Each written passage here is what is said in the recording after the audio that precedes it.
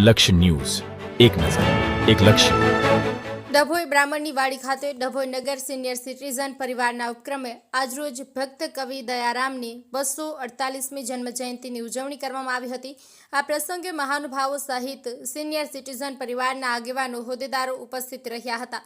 ડભોઈ બ્રાહ્મણની વાડી ખાતે ડભોઈ નગર સિનિયર સિટીઝન્સ પરિવારના ઉપક્રમે જન્મોત્સવ સમારંભ તેમજ ડભોઈ દર્ભાવતીના પરણુતા પુત્ર એવા ભક્ત કવિ દયારામ કે જેમનો જન્મ ડભોઈ નજીક ચાંદોદ ખાતે થયો હતો, તેઓ કૃષ્ણ ભક્ત અને તેઓની ગરબીઓ, પદ અને વિવિધ કવિતાઓ સમગ્ર દેશ અને દુનિયાની અંદર ખૂબ વિખ્યાત હતા.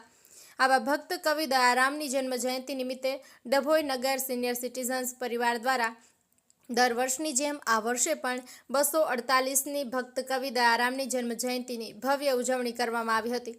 આ પ્રસંગે વિજય શાહ દ્વારા ભક્ત કવિ દયારામના જીવન અને કવન વિશે વિસ્તૃત માહિતી આપવામાં આવી હતી.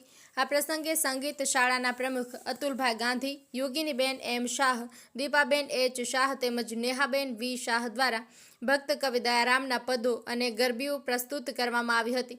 આ પ્રસંગે રાષ્ટ્રીય સ્વયંસેવક સંઘના આગેવાન ડોક્ટર મનોજ પ્રજાપતિ પણ ઉપસ્થિત રહ્યા હતા અને ભારે હર્ષોલ્લાસ સાથે ભક્ત કવિ દયારામની જન્મ જયંતિની ઉજવણી કરવામાં આવી હતી.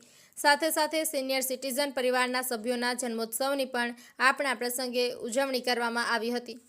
નિરંજન ચૌહાણ, ડભોઈ.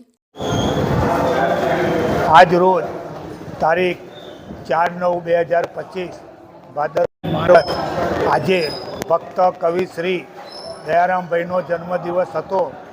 તેથી ડભોઈ નગર સિનિયર સિટીઝન્સ દ્વારા ભક્ત કવિ શ્રી દયારામભાઈની જન્મ જયંતિ નિમિત્તે એક વિશેષ કાર્યક્રમનું આયોજન બ્રાહ્મણની વાડીમાં કરવામાં આવેલ હતું, જેમાં દયારામભાઈના પદો, ગીતો, ગરબીઓ, પ્રવચનો એ બધો ઉલ્લેખ કરી અને દયારામભાઈને યાદ કરેલા. અતિથિ વિશેષ તરીકે પદો, ગીતો ગાવા પ્રવચનો માટે આપણે વિજય શાહ સાહેબ પધારેલા, સંગીત શાળાના અધ્યક્ષ અતુલ પધારેલા, ડૉક્ટર મનોજભાઈ પ્રજાપતિ સાહેબ એ પણ પધારેલા હતા.